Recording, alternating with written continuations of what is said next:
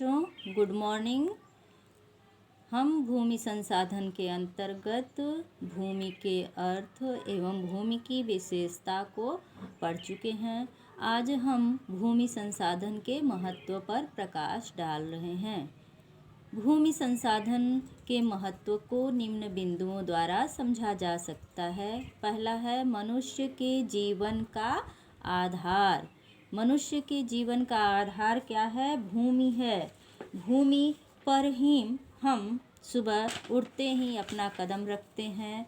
हमारे सारे क्रियाकलाप भूमि पर ही होना प्रारंभ होता है, जैसे चलना फिरना, खाना, मकान बनाना, व्यापार करना, कृषि करना, खुदाई करना, कारखाने में काम करना, कारखाने बनाना, जल की व्यवस्था करना, सिंचाई करना, सभी चीज़ें जो भी काम हम पूरे दिन में दैनिक जीवन में करते हैं, नहाना धोना, सारी क्रिया हमारी कहाँ होती है बच्चों? भूमि पर ही होती है, धरातल पर ही होती है। यहाँ तक कि हम हवाई जहाज़ से सफ़र भी करते हैं तो हवाई जहाज़ उड़ने के लिए भी ज़मीन का सहारा लेता है। रनवे कहाँ बनाया जाता है? धरती पर ही बनाया जाता है, धरातल पर ही बनाया जाता है। अर्थात मनुष्य के जीवन के सभी कार्यों के करने के लिए आधार क्या है?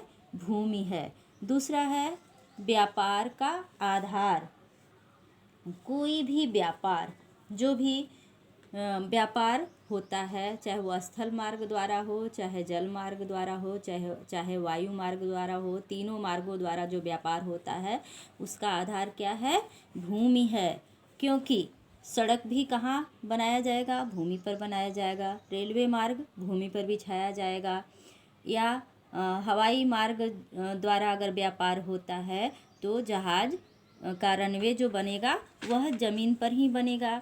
या जब जल मार्ग द्वारा व्यापार होगा तो उसके लिए भी पोत जो बनाए जाएंगे, पत्तन जो बनाए जाते हैं, यानी कि समुद्र के किनारे समुद्री जहाज आने जाने का जो पत्तन बनाया जाता है वो भी ज़मीन पर ही बनता है। कहने का मतलब यह है कि भूमि पर ही व्यापार के मार्ग बनाए जाते हैं और व्यापार किया जाता है। अर्थात बाजार जो होता है वो भूमि पर ही स्थित होता है। एक स्थान से दूसरे स्थान पर सामान भूमि पर ही पहुंचाया जाता है, स्थल मार्ग द्वारा, जल मार्ग द्वारा, वायु मार्ग द्वारा ही होता है। तीसरा है शक्ति संसाधन का स्रोत।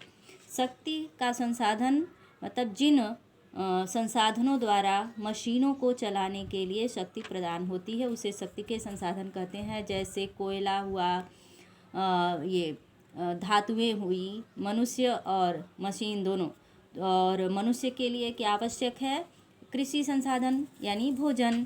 तो इन सब से जिन ऊर्जा जहाँ से मनुष्य को या मशीनों को प्राप्त होती है उसे शक्ति के संसाधन कहते हैं। शक्ति के संसाधन के सारे भंडार जमीन के अंदर और ऊपर स्थित हैं। जैसे ज़मीन के नीचे से हमें खनिज तेल, खनिज मिलते हैं और ज़मीन के ऊपर क्या मिलता है? धरातल पर क्या होता है? कृषि कार्य होता है। कृषि कार्य से हमें खाद्यान्न फसलें मिलती हैं। तो शक्ति के संसाधन का स्रोत चाहे वो मानव जीवन के लिए हो चाहे मशीनों के लिए हो, क्या कहाँ पर मिलता है? भूमि पर मिलता है।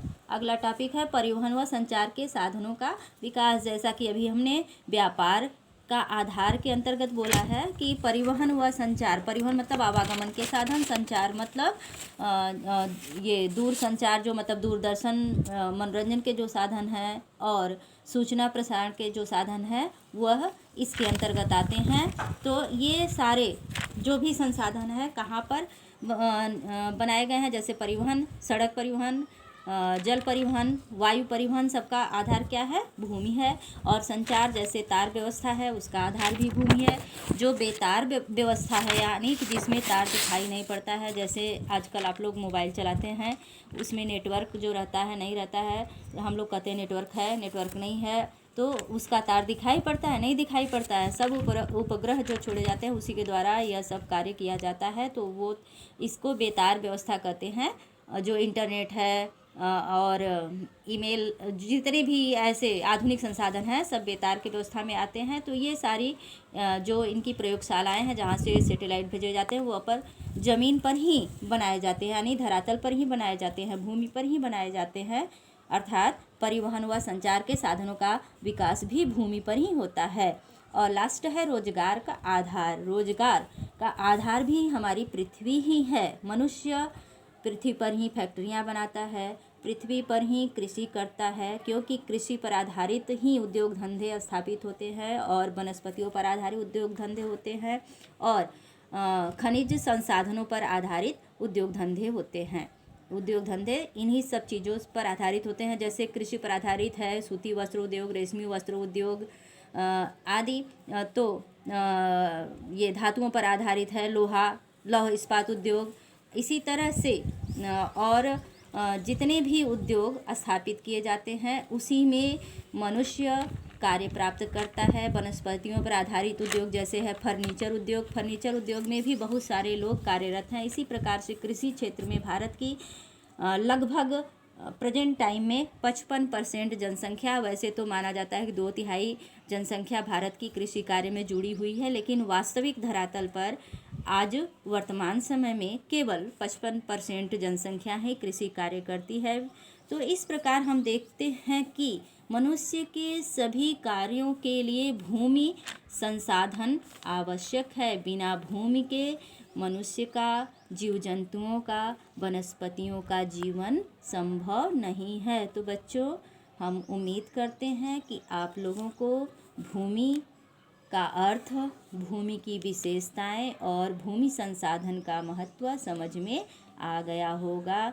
भूमि पर ही हम अपना पहला कदम रखते हैं और भूमि पर ही हमारे जीवन का अंत हो जाता है। हम सारी क्रियाओं का संपादन करते हुए मिट्टी में मिल जाते हैं, अर्थात मरने के बाद दाह संस्कार भी कहाँ किया जाता है? भूमि पर ही किया जाता है। तो हमारे जीवन में भूमि का अत्यंत महत्व है। भूमि के बिना हमारा जीवन संभव नहीं है। अब हम अगले टॉपिक में भूमि निम्नीकरण एवं संरक्षण पर प्रकाश डालेंगे।